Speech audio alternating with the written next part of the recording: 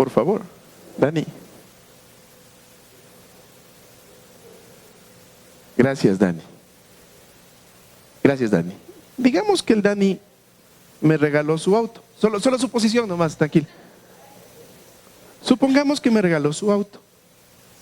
Supongamos que yo no tengo auto. Y el auto que me está dando Dani es un auto 2020, que tiene todas las comodidades, todas las facilidades, y que está con el tanque lleno, está pagado la matrícula. Pero yo decido tomar las llaves, meterla en mi bolsillo e ir a tomar el transporte público. ¿Qué pensarían ustedes de mí? Y pasaría maltratado, empujado, de pronto hasta robado. Tendría que pasar mucho tiempo en el transporte público, pagando un dinero adicional, de pronto subiéndome también a un taxi y con las llaves de un auto 2020 en mi bolsillo. ¿Qué pensarían de mí? Digan nomás.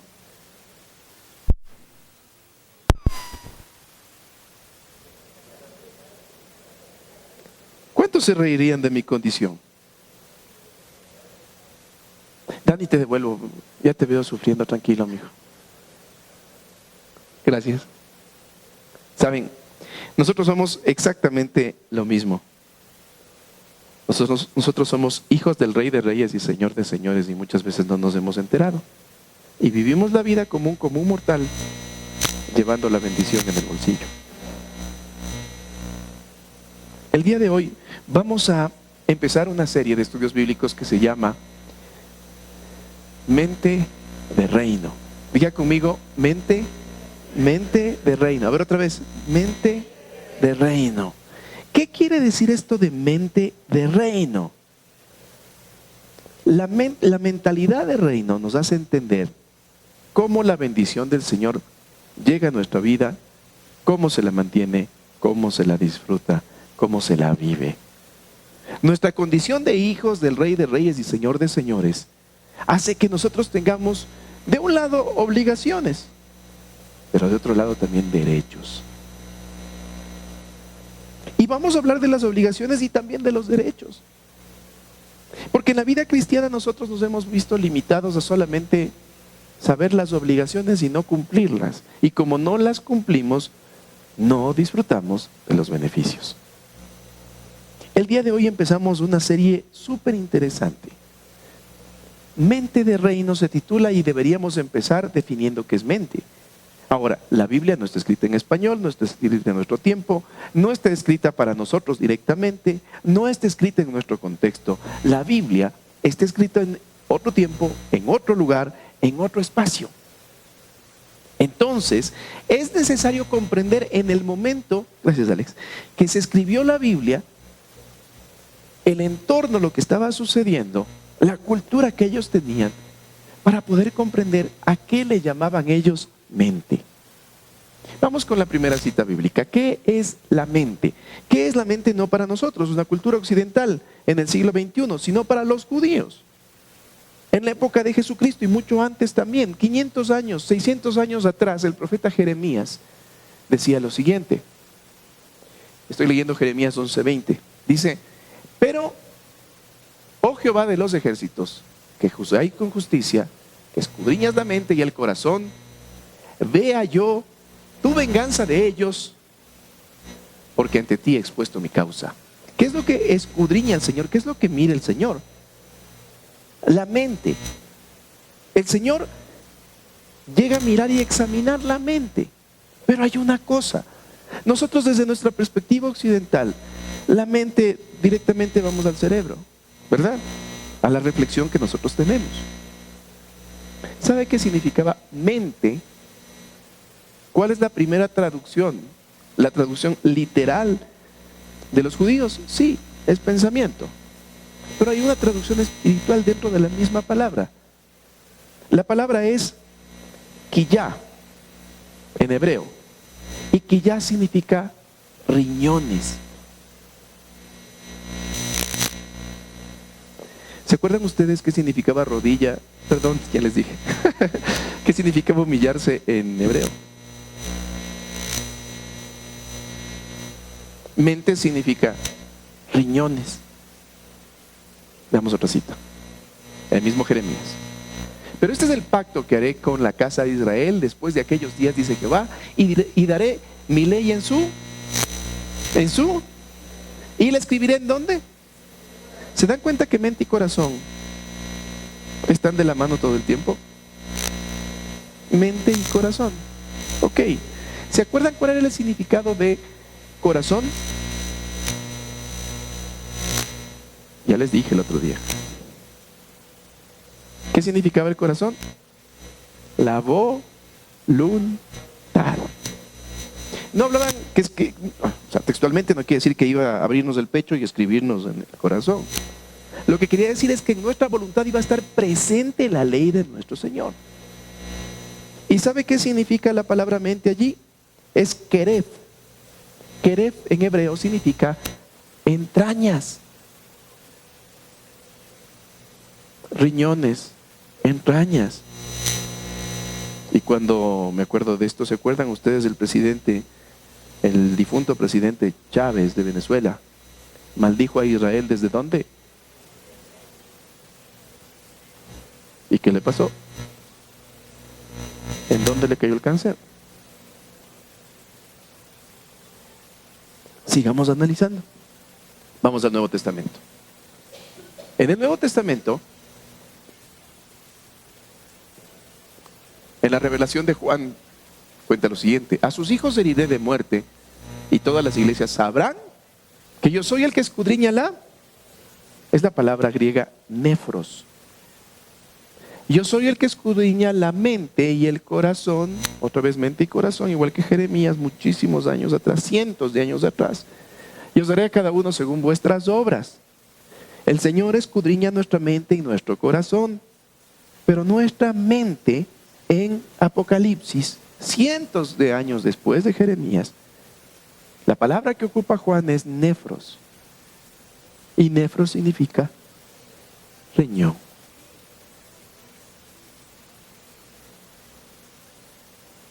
Mire, le complico un poco más, o le aclaro, mejor dicho, un poco más. Levítico 1, me parece que es del versículo 8, si alguien me ayuda rapidito. La grosura de los intestinos. O sea, sobre el altar para el sacrificio se ponía primero grasa. Levanten la mano los buenos parrilleros que hay aquí en AIBF. ¿A cuántos nos encanta la parrilla? Cuando usted pone grasa en la parrilla, ¿qué pasa? Esos parrilleros. No, ¿qué pasa? Ese es un parrillero de veras, ¿vieron? ¿Qué es lo que sale? Sale humo. La ley de Moisés, en el altar, primero la grasa. ¿Y entonces qué salía? Y todos sabían que alguien iba a levantar un sacrificio. Porque había mucho humo. Porque de esa forma llamaban la atención de las personas. Y después de levantar el humo, después de poner la grasa, ¿qué se ponía? ¿Qué es lo primero que se ofrecía? ¿Las qué? ¿Las qué? No. La grosura de los... ¿y qué son los intestinos? Una médica, por favor, ¿qué son los intestinos? ¿Cómo se llaman? Vísceras, ¿no es cierto? ¿Sí? ¿Los riñones se pueden considerar vísceras? ¿El corazón?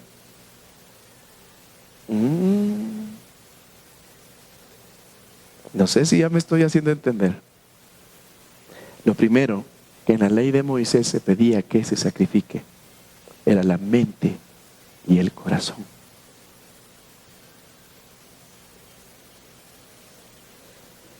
La traducción de las palabras originales en el hebreo y en el griego nos hacen saber que para ellos la forma de reaccionar frente a algo en su pensamiento eran sus vísceras. ¿Han escuchado eso de que alguien es muy visceral? se refieren a la visera, pero también se refieren a la forma de reaccionar. Entonces, cuando habla de mente y corazón, lo que está hablando la palabra del Señor es la manera como nosotros percibimos las cosas y cómo reaccionamos frente a las cosas. Y eso es lo que el hombre hoy en día no quiere sacrificar. En el simbolismo del sacrificio original en la ley de Moisés, lo primero que se ponía era la grasa, y la grasa bíblicamente significa orgullo.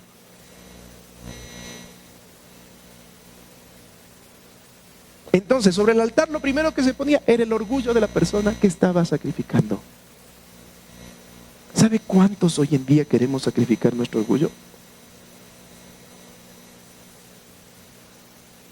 Y después se ponían las vísceras que representaban la mente y el corazón. Mi forma de reaccionar frente a las cosas, mi forma de percibir las cosas y lo que yo guardaba y anhelaba.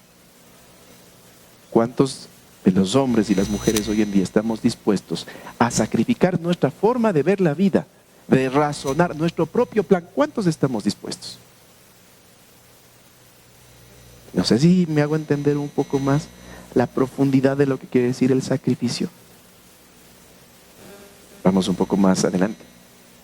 Jesús, en Mateo 22:37 dice, Jesús le dijo: amarás al Señor con todo tu corazón, otra vez el corazón, con toda tu alma y con toda tu mente. Esa palabra mente es iaonía en griego y significa la manera de entender las cosas. Amarás al Señor con la forma que tú concibes las cosas, con todo eso, allí estará el Señor presente y lo amarás. Y vamos uno más. Efesios. En cuanto a la pasada manera de vivir, despojaos del viejo hombre, que está viciado conforme a los deseos engañosos, y renovaos en el espíritu de vuestra...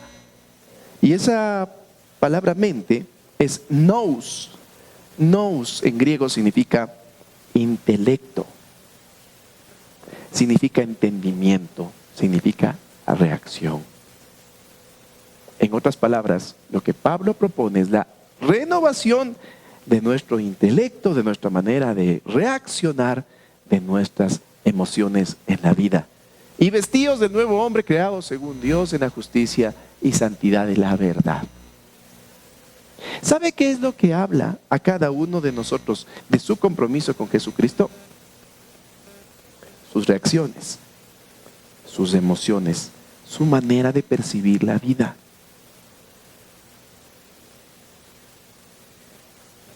Y cuando hablo de mente de reino, lo que estoy diciendo es, quiero entender, Señor, cómo se reacciona siendo un hijo tuyo, cómo se concibe la vida siendo un hijo tuyo, cómo las emociones se llegan a controlar siendo un hijo tuyo. Con esos ojos empecemos el estudio de hoy. ¿Estás en el lugar correcto? Ten la actitud correcta. Dígale, ten la actitud correcta. Definamos lo que es mente entonces rápidamente. Mente es la forma como yo percibo la realidad y cómo la enfrento de manera consciente o cómo la enfrento de manera inconsciente. También tenemos una forma inconsciente de reaccionar. No sé si les ha pasado a ustedes que van en el carro y pasa un auto y está un poco de agua en el piso, pasa un auto al lado, se levanta el agua y parece que viniera a nosotros, pero estamos dentro del auto. ¿Y qué es lo que hacemos nosotros? ¿No es cierto? Nos ponemos, aunque sabemos que estamos dentro de un auto, es una manera inconsciente de reaccionar. Entonces, la mente es eso, la forma como percibimos la realidad, cómo reaccionamos de manera consciente o de manera inconsciente. Mi mente no es solamente pensamientos, mi mente también es emociones. Eso es lo que decían los judíos con ese tema de los riñones, el corazón, emociones. ¿Sí sabían ustedes que hay unas glándulas que se llaman las suprarrenales? ¿Sí? Que controlan emociones. ¿Saben dónde están? En los riñones. Emociones. Mateo es quien escribe el pasaje que nosotros vamos a leer. Son unos pocos versículos los que vamos a leer. Este publicano que escogido por Jesús terminó de ser cobrador de impuestos y empezó como un discípulo de él. Provocó el repudio de los fariseos porque no les entraba en la cabeza cómo alguien que colaboraba con el reino de los romanos podía ser seguidor de Jesús. Jesús fue criticado duramente por los religiosos al incluir a personas como Mateo, porque dijo Jesús que él no venía por los que eran justos, sino por los pecadores. Fue repudiado Mateo por su propia gente, criticado Jesús por ser parte de este grupo que después se llamó los discípulos. Hablemos un poquito del contexto. Dentro del contexto, Mateo nos cuenta el inicio del ministerio de nuestro Señor Jesucristo. Había un profeta que se llamaba Juan el Bautista, y este profeta tenía el encargo de preparar el camino para la llegada de nuestro Señor Jesucristo. El discurso básicamente de Juan el Bautista era el siguiente: necesitamos evidenciar frutos de justicia. Frutos de justicia, es lo que él decía. Buenos procederes, eso es lo que decía Juan. Y para eso utilizaba el bautismo en agua como una evidencia de que mi cuerpo le pertenece a Dios. Hay una cosa súper interesante, y es que Juan el Bautista era un profeta, pero él no predicaba en una iglesia. Él no estaba en una sinagoga, él no estaba en el templo. Él predicaba en el desierto. Rompía totalmente el esquema tradicional. Y yo digo, ¿cuánta falta nos hace en el aquí y en el ahora romper esquemas tradicionales? Y tener la palabra de Dios en diferentes lugares donde comúnmente no llegaría, en los desiertos. Ahí se necesita el agua de vida. Así lo hacía Juan. Y Juan el Bautista buscaba que a través del acto del bautismo la gente pueda tener una evidencia pública de que quería consagrar su cuerpo para hacer obras de justicia, para proceder en bien.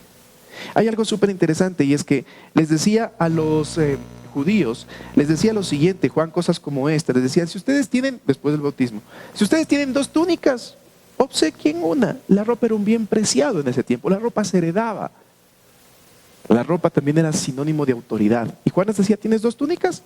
Obsequia una. ¿Tienes comida en tu casa? Da de comer a quien no tiene. Obras de justicia. Y a los romanos, porque también habían romanos que iban al desierto a escuchar las predicaciones de Juan y terminaban bautizándose diciendo, yo quiero agradar a Dios, les decía lo siguiente: dejen de extorsionar a la gente. No vuelvan a extorsionar a la gente. No calumnien a las personas. Y algo súper interesante: estén contentos con lo que ganan. Porque un soldado del ejército romano, aparte de lo que ganaba, era campeón para hacerse los extras. ¿Y cómo se hacía los extras? Extorsionando a la gente, metiéndoles miedo, cobrándoles cosas adicionales, haciendo que los tributos sean un poco más altos. Y se repartía con gente como Mateo, ¿no? Un poco para ti y el resto para mí. La evidencia de frutos de justicia era eso: ya no extorsionar, ya no calumniar, estar contento con lo que ganas. Vamos al texto. El texto dice lo siguiente. Mateo 3, vamos a leer el versículo 1 y 2 ahora. Dice: en aquellos días vino Juan el Bautista predicando en el desierto de Judea, diciendo: arrepentíos, porque el reino de los cielos se ha acercado. La palabra original arrepentíos en hebreo significa, o se diría, metaneo. Y metaneo significa lo siguiente: meta, que es un lugar o una condición. El lugar. Y noeo, que significa percibir, comprender y pensar. A ver, les estaba diciendo en otras palabras, reconsideren el lugar donde están, piensen diferente, piensen distinto, cambien su mente, cambien su corazón. La concepción de arrepentimiento en nuestro contexto occidental es alguien que se siente mal, que tiene un cargo de conciencia, que como la persona que se levanta el otro día de la chuma y se da cuenta en los recibos del cajero automático cuánto se ha gastado y está, pero con un cargo de... Eso piensan que es arrepentirse. Y claro, esa es nuestra concepción occidental. Pero la concepción original de los receptores originales de la palabra de nuestro Señor era: cambien de mentalidad. En la versión Palabra de Dios para Todos dice lo siguiente: mientras ellos todavía estaban viviendo en Nazaret, vino Juan el Bautista y empezó a hablarle a la gente en el desierto de Judea. La traducción dice esto. Y él les decía: cambien su manera de pensar y de vivir, porque el reino de Dios está cerca. Arrepentirse es cambiar nuestra manera de pensar y nuestra manera de vivir. ¿Cómo se evidencia que alguien está arrepentido?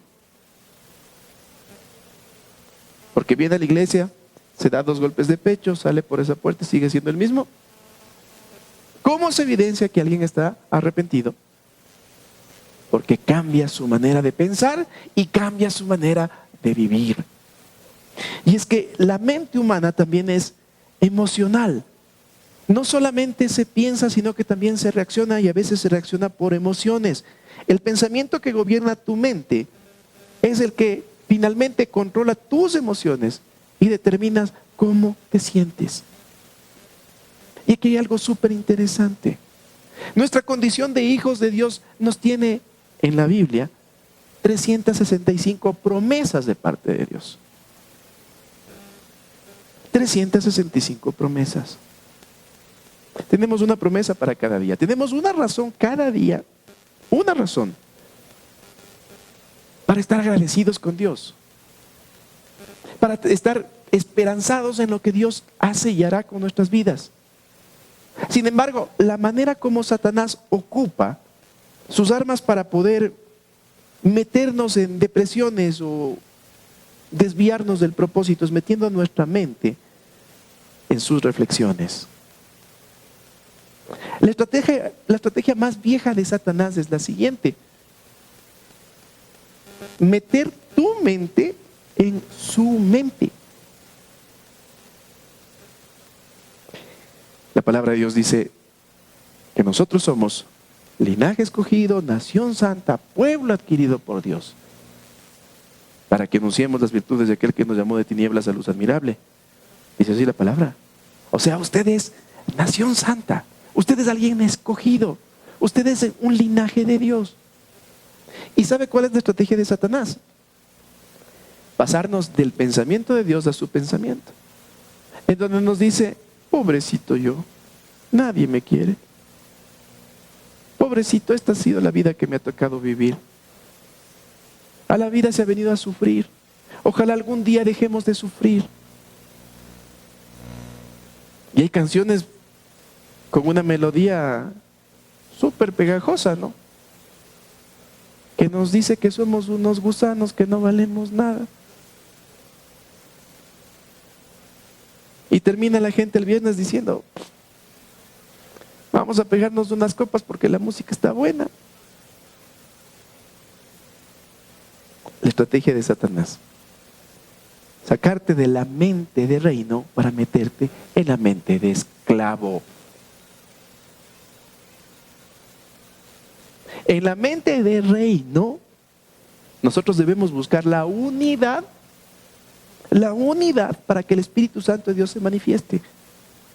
En la mente de reino, en tu casa, con los tuyos, con tus acciones, necesitas buscar la unidad. Que tus acciones no desunan la familia. ¿Qué hace Satanás? Te sientes mal por algo y ¿qué te viene a la mente enseguida? ¿Cómo reacciono inconscientemente cuando alguien me hiere? Busco la unidad. Te mete a la mente de esclavo, y en la mente de esclavo nos callamos, no hablamos, no decimos, nos llenamos de ira y buscamos pelear. La mente de reino y la mente de esclavo combaten desde el inicio de los tiempos. La vieja estrategia de Satanás: meterte en sus pensamientos. Y sabes, tú no tienes la culpa de que Satanás tenga sus pensamientos, tenga su plan y te quiera meter en una depresión o te quiera meter en una imagen distorsionada de lo que es. No tienes la culpa. Pero sí tienes la culpa de hacerle caso. De eso tienes la culpa. Tienes la culpa de permitir a Satanás que sus pensamientos gobiernen tu mente. Recordemos el tiempo de Jesús. ¿Qué es lo que criticó con el tema de los mercaderes del templo? ¿Qué es lo que criticó Jesús? El hecho de que ese era un negocio entre los sacerdotes del templo y los mercaderes que no permitía que las personas traigan el fruto de su trabajo y lo ofrezcan en sacrificio. El plan de Dios era: da lo que te cuesta, lo que te duele. Pon tu orgullo, tus emociones, tu mente, tus reflexiones sobre el altar.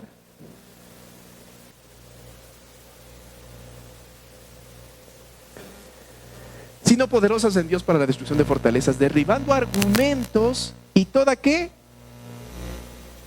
O sea, sacrificando en el altar ¿qué? La grasa, el orgullo, que se levanta en contra del conocimiento de Dios. ¿Nota lo que nos está diciendo Pablo? Y finaliza con esto: y llevando cautivo todo pensamiento a la obediencia a Cristo. ¿Llevando qué? ¿Llevando qué? Faustito, venga un ratito. Supongamos que Faustito le encanta hacer larga la noche los viernes. Supongamos nomás. Venga, Faustito. Y usted me quiere llevar a alargar la noche los viernes. Trate de llevarme. La palabra de Dios me dice que las armas de nuestra milicia no son carnales, sino que tengo que llevar cautivo. ¿Cómo sería llevar cautivo? No, vea, Faustito, no, venga para acá. Y le llevo a la presencia de nuestro Señor a la cruz. ¿Será que Faustito me dice, bueno, vamos? Resístase, Faustito, venga. Venga. A ver, Faustito, si usted no quiere por las buenas, la palabra de Dios dice que lleve todo pensamiento cautivo a la cruz de Cristo. Entonces, le voy a tomar a Faustito, le voy a amarrar, y entonces, como él no ha querido obedecerme, como él no ha querido hacer lo que le estoy diciendo y diciéndole que no, sino que él persiste en eso, entonces yo tendré que luchar contra él y tendré que hacer algo a lo que él no está dispuesto. Y le voy a llevar cautivo hasta la cruz de Cristo. No le voy a marcar porque está medio gordito. Si me toca marcar este pensamiento y llevarlo a la cruz de Cristo, me va a tocar hacerlo. Usted y yo batallamos con pensamientos. Usted y yo batallamos con cosas de nuestro diario vivir. Pero Pablo nos dice que debemos llevar esos impulsos, esas emociones, esos pensamientos cautivos a la cruz de Cristo. Así. No te me mueves. Te vas conmigo y te vas a rendir. Y vamos a ver qué es lo que Cristo nos tiene que decir. Mire, si usted está esperando que le nazca el dejar de hacer alguna cosa, no le van a hacer nunca. Si usted está esperando que algún rato se sienta bien y ya cuando ya sienta que le perdone y cuando esté, entonces ahí Pablo nos dice no. Si es necesario amarrarle a lo que tú sientes y llevarle cargando, llévale. Porque nuestras armas no son carnales. Nuestra principal arma es la oración. Y cuando llevamos los pensamientos cautivos a la cruz de Cristo, a la obediencia de Cristo, le decimos, Señor, tengo este pensamiento, tengo este impulso, tengo esta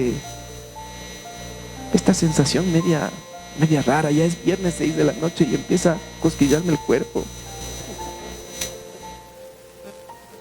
Y cuando le digo, Señor, es que tú sabes que la vecina es coqueta y no está fea la vecina y es discreta, Señor, eso más. O cuando le digo, Señor, tú sabes que en mi trabajo me han propuesto hacer una contabilidad doble, me han propuesto maquillar las cosas Y me han dicho que me va a tocar algo bueno y me van a dar un carro 2020.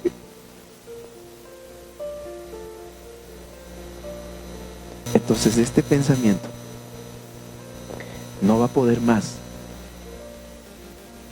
que el Espíritu Santo de Dios actuando en mi vida. Si usted tiene que amarrar ese pensamiento y en oración dejarlo a los pies de Cristo, hágalo. Faustito ha sido un pensamiento mansito, porque quizás otro me aruñaba, me pega, ¿no es cierto?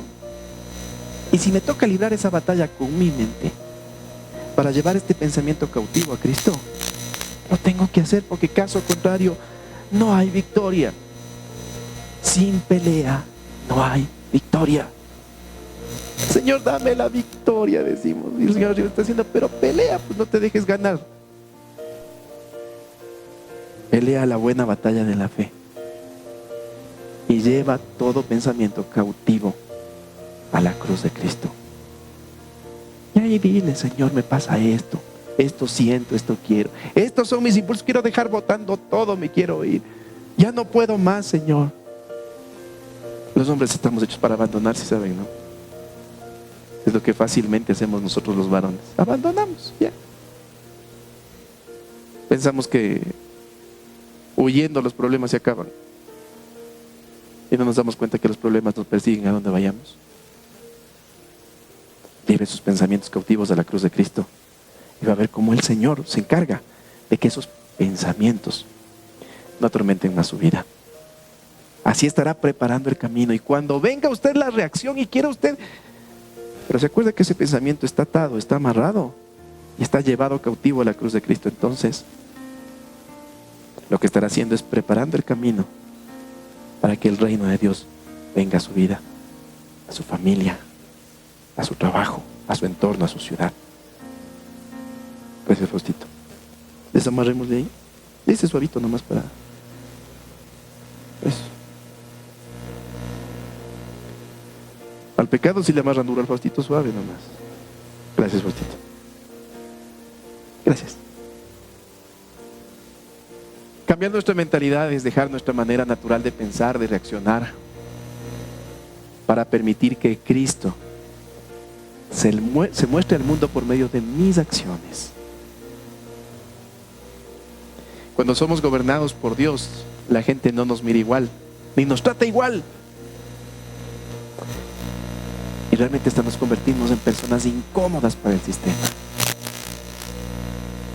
Porque saben que con nosotros las cosas no son así nomás. Somos hijos del Rey y nos comportamos como tal.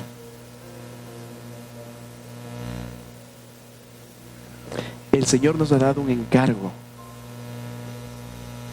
y es reflejar a Cristo con nuestras acciones. Juan el Bautista les decía a la gente: cambien su manera de pensar, cambien su manera de vivir, porque el reino de Dios se acerca. Y si estuviese aquí nos seguiría diciendo lo mismo. Cambien su manera de pensar. Les cuento algo. IBF no es la iglesita. Ustedes no son hermanitos. Tampoco yo soy pastorcito. Somos hijos del Rey. IBF ahora es una iglesia que está empezando. Pero solo Dios sabe a dónde nos va a llevar y cómo nos va a llevar y qué es lo que va a hacer. Y si buscamos tener lo mejor, ayer mientras arreglábamos las cosas, le decía a una persona que me ayudaba con el tema de las luces, y esto le decía: qué bueno que es Dios. Con lo que empezamos a lo que ahora tenemos, ese es Dios. Y lo mismo es en su casa, en su vida, en su familia. Si usted se decide a creerle a Dios, a sacrificar en el altar su orgullo, sus reflexiones, sus emociones, entonces Dios dirá: está listo el camino para que mi hijo reciba una bendición integral y sepa quién es su padre. Eso ya no depende de Dios, Eso depende de usted. Esta mañana el Señor ha hablado y ha puesto delante de ustedes la muerte y la vida. Decida qué va a hacer. Decida si va a seguir siendo una persona que tiene todavía mente de esclavo, que cada vez que hay problemas quiere regresarse a Egipto porque en Egipto ahí comía carne, aunque hacía ladrillos, y no tenía otra opción. O decida si es que usted va a sacrificar su orgullo, sus pensamientos, sus reacciones, sus emociones, y le va a decir: Señor, haz lo que tengas que hacer. Decida. Decida, porque lo que usted decida hoy será la bendición suya, de sus hijos y de los hijos de sus hijos, porque sus hijos crecerán viendo a un papá, a una mamá que han cambiado su manera de pensar y de proceder. O se obstinarán diciendo: así soy yo, así me conociste, así me he de morir. Decida. Aquí termina mi parte y comienza la tuya. Pongámonos de pie, por favor. Nos encuentras por el sector Mall El Jardín, en la Alemania y República, frente al edificio Las Cámaras. Caminas unos pocos metros y verás nuestro rótulo. IBF, Familias Bendecidas.